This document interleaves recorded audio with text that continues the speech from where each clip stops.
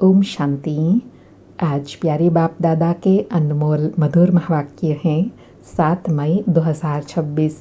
आज की मुरली के सार में परम पिता ने गीत की स्मृति दिलाते कहा कि पुकारते हैं छोड़ भी दे आकाश सिंहासन, इस धरती पर आ जा रे। गाते हैं दूर देश के रहने वाले आओ, क्योंकि भारत में अभी बहुत धर्म ग्लानि दुख हो पड़ा है। आप फिर से आकर गीता का उपदेश सुनाओ। कहते हैं भारतवासियों पर फिर से परछाया पड़ा है माया रूपी रावण का, इसलिए सब दुखी पतित हैं। पुकारते हैं रूप बदल कर आइए, अर्थात मनुष्य के रूप में आए। बाबा कहे तो फिर मैं मनुष्य के रूप में आता हूँ, लेकिन मेरा आना दिव्य और अलौकिक होता है। मैं गर्भ में नहीं आता हूँ, मैं आता ही साधारण बूढ़े तन में हूँ। और बाबा कहे मैं आकर साधारण तन में तुमको सहज राजयोग सिखाता हूँ।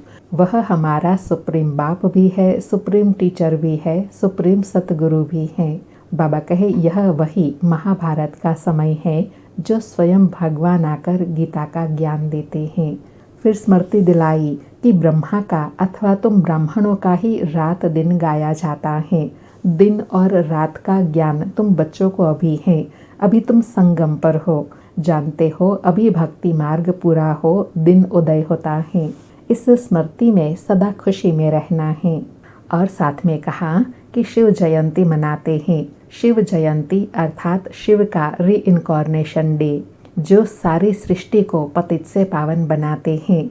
बाप कहते हैं मैं सबका लिबरेटर गाइड बन सबको अपने साथ ले जाता हूँ। आकर अभी तुमको राजयोग सिखाई, ज्ञान का तीसरा नेत्र देता हूँ। फिर रियलाइज करने के लिए कहा कि बाप समझाते हैं तुम भी आत्मा हो, परंतु तुम अपने को रियलाइज नहीं करते हो कि हम आत्मा हैं। आत्मा ही बाप को याद करती है, दुख में हमेशा याद करती है, हे भगवान, हे रहम दिल बाबा रहम करो, क्योंकि वह बाप ही नॉलेजफुल, मर्सीफुल, प्योरिटी में फुल हैं, इसलिए उनको याद करते हैं। फिर विशेष कहा कि योग बल से तुम सारे विश्व के मालिक बनते हो। बाहुबल से कभी विश्व पर राजाई नहीं कर सकते।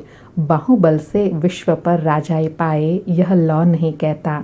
ड्रामा में यह कायदा नहीं है जो बाहुबल वाले विश्व के मालिक बने। बाबा कहे बाप समझाते हैं विश्व की बादशाही योग बल से तुमको मेरे द्वारा मिलती है। वहाँ सतयुग में कोई पार्टीशन नहीं होता है। धरती आकाश सब तुम्हारे होंगे, तुमको कोई भी टच नहीं कर सकते। अर्थात सतयुगी राज्य में कोई भी आकर चढ़ाई नहीं करते, उनको कहा ही जाता है अद्वैत राज्य। फिर पवित्रता के लिए कहा कि रक्षाबंधन का उत्सव इतना क्यों मनाते हैं, यह कोई को पता नहीं है, क्योंकि बाप ने ही आकर स्त्री और पुरुष दोनों से पवित्र बनने की प्रतिज्ञा ली थी कि इस अंतिम जन्म में दोनों पवित्र रहो। और स्मृति दिलाई कि तुमने देखा होगा पादरी लोग चलते हैं तो आंखें एक तरफ रहती हैं और किसी को भी नहीं देखते हैं। बाबा कहे तुमको तो यह पाठ पक्का है, मैं आत्मा हूँ, एक बाप को याद करना है, नन बट वन, एक को ही याद करना है। बाबा कहे सच्ची सच्ची नन तुम हो, तुमको वर्षा उस बेहद के बाप से मिलता है, उनको याद करेंगे तब ही विक्रम विनाश होंगे। इसलिए बाप का फरमान है माम एकम याद करो। और साथ में कहा हर एक आत्मा को बोलो एक बाप को याद करो। फिर संगम युगी ब्राह्मण जीवन का महत्व दिलाते कहा कि तुम अभी कौड़ी से बदल हीरे जैसा बनते हो, अब तुम ईश्वरीय गोद में हो। तुम्हारा यह अंतिम जन्म बहुत अमूल्य है। भारत की खास, दुनिया की आम, तुम रूहानी सेवा करते हो, बाकी वह तो है जिस्मानी सोशल वर्कर्स, तुम हो रूहानी सोशल वर्कर, तुमको सिखलाने वाला सुप्रीम रूह है। और साथ में विशेष कहा कि यह अंतिम समय है, अब मृत्यु लोक मुर्दाबाद, अमर लोक जिंदाबाद होना है। इसको अमर कथा कहा जाता है। अमर बाबा आकर तुम अमर आत्माओं को अमर युग में ले चलने के लिए अमर कथा सुनाते हैं। फिर कई बच्चों का प्रश्न का उत्तर देते हुए कहा कि कई बच्चे कहते हैं बाबा हम भूल जाते हैं। तो बाबा कहे अच्छा और बातें भूल जाते हो तो सिर्फ अपने को आत्मा निश्चय कर मुझे एक बाप को याद करो, बुद्धि का योग मेरे साथ लगाओ, तो तो तुम्हारे पाप भस्म हो जाएंगे, तुम पुण्य आत्मा बन जाएंगे, तुम मनुष्य से देवता बन जाते हो। और पुरुषार्थ पर अंडरलाइन कराते कहा कि अभी तुम फिर से मनुष्य से देवता बन रहे हो। जो थोड़ा पढ़ते हैं वह प्रजा में चले जाएंगे, जो अच्छी रीति पढ़ते पढ़ाते हैं वह राजाई में जाएंगे। बाबा कहे पुरुषार्थ से सब पता पड़ जाता है कि माला में कौन कौन आने वाले हैं। और डायरेक्ट अर्पण होने से प्राप्ति बताई कि मनुष्य जो भी कुछ करते हैं उसका फल उनको दूसरे जन्म में मिलता है, एक जन्म के लिए मिल जाता है। अब बाप कहते हैं मैं आया हूँ तुमको 21 जन्म का वर्षा देने। मेरे अर्थ तुम डायरेक्ट कुछ भी करते हो तो 21 जन्म के लिए उसकी प्राप्ति तुमको हो जाती है। इनडायरेक्ट करते हो तो एक जन्म के लिए अल्पकाल का सुख मिलता है। डायरेक्ट करते हो तो 21 जन्म का अविनाशी सुख का वर्षा मिलता है। और लास्ट में विशेष सेवा के लिए कहा कि बाप समझाते हैं यह तुम्हारा सब मिट्टी में मिल जाना है, इसलिए इसको सफल कर लो। तुम यह रूहानी हॉस्पिटल कम यूनिवर्सिटी खोलते जाओ जहाँ से सब एवर हेल्दी एवर वेल्दी बनेंगे। इनसे बहुत इनकम होती है। योग से हेल्थ और चक्र को जानने से वेल्थ मिलती है। तो बाबा कहे घर घर में ऐसी यूनिवर्सिटी कम हॉस्पिटल खोलते जाओ। और साथ में कहा कि बोर्ड पर लिख दो, जैसे नेचर क्योर वाले लिखते हैं ना, बाबा सारी दुनिया की नेचर क्योर करते हैं। सारी दुनिया को एवर हेल्दी वेल्दी बनाने वाला बाप हैं जो अब तुम बच्चों को पढ़ा रहे हैं। सुनते हैं प्यारे बाप दादा के अनमोल मधुर महावाक्य। आज बाबा कहे मीठे बच्चे, तुम ब्रह्मा मुख वंशावली ब्राह्मण हो। तुम्हें ही बाप द्वारा ज्ञान का तीसरा नेत्र मिला है। तुम अभी ईश्वरीय गोद में हो। मीठे बच्चे, तुम ब्रह्मा मुख वंशावली ब्राह्मण हो। तुम्हें ही बाप द्वारा ज्ञान का तीसरा नेत्र मिला है। तुम अभी ईश्वरीय गोद में हो। आज मुरली से प्रश्न है, अद्वैत राज्य जहाँ दूसरा कोई धर्म नहीं, उस राज्य की स्थापना का आधार क्या है? उत्तर में बाबा कहे योग बल। बाहुबल से कभी भी अद्वैत राज्य की स्थापना हो नहीं सकती। वैसे क्रिश्चियन के पास इतनी शक्ति है जो अगर आपस में मिल जाए तो सारे विश्व पर राज्य कर सकते हैं, परंतु यह लॉ नहीं कहता विश्व पर एक राज्य की स्थापना करना बाप का ही काम है।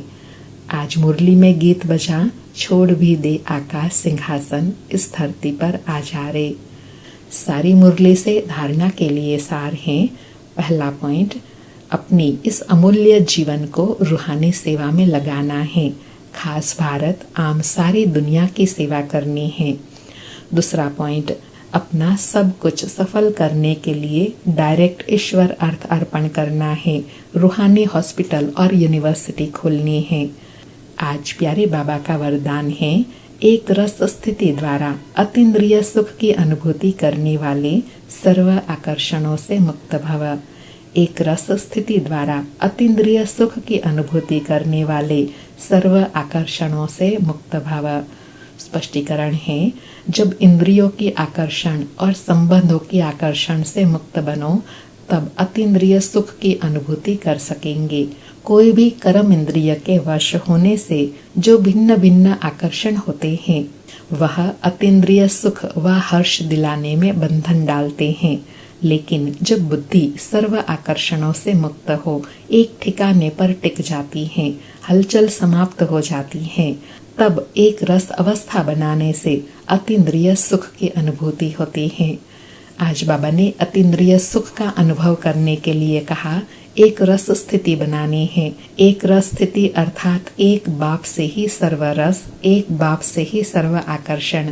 जब एक बाप दूसरा ना कोई, ऐसी स्थिति बनेंगी तब अतीन्द्रिय सुख का अनुभव कर सकेंगे। आज का स्लोगन है, अपनी बुद्धि की लाइन सदा क्लियर रखो तो एक दो के मन के भावों को जान लेंगे। आज के अव्यक्त इशारे हैं, सदा अचल अडोल एक रस स्थिति का अनुभव करो। आज बाबा ने अनुभव करने के लिए कहा कि किसी भी प्रकार की हलचल में अचल रहना यह श्रेष्ठ ब्राह्मण आत्मा की निशानी है। दुनिया हलचल में हो लेकिन आप श्रेष्ठ आत्माएं हलचल में नहीं आ सकती। क्यों? ड्रामा की हर सीन को जानते हो। नॉलेजफुल आत्माएं, पावरफुल आत्माएं सदा स्वतः ही अचल रहती हैं, तो कभी वायुमंडल से घबराओ नहीं, सदा निर्भय रहो। आज बाबा ने अचल अडोल एक रस स्थिति बनाने के लिए कहा कि ड्रामा की हर सीन के नॉलेजफुल बन जाओ। जब ऐसी स्थिति बन जाएंगी तो ड्रामा के कोई भी सीन हलचल में नहीं लाएंगी और नॉलेज से निर्भय भी सहज बन जाएंगे। अच्छा, ओम शांति। शुक्रिया बाबा, शुक्रिया।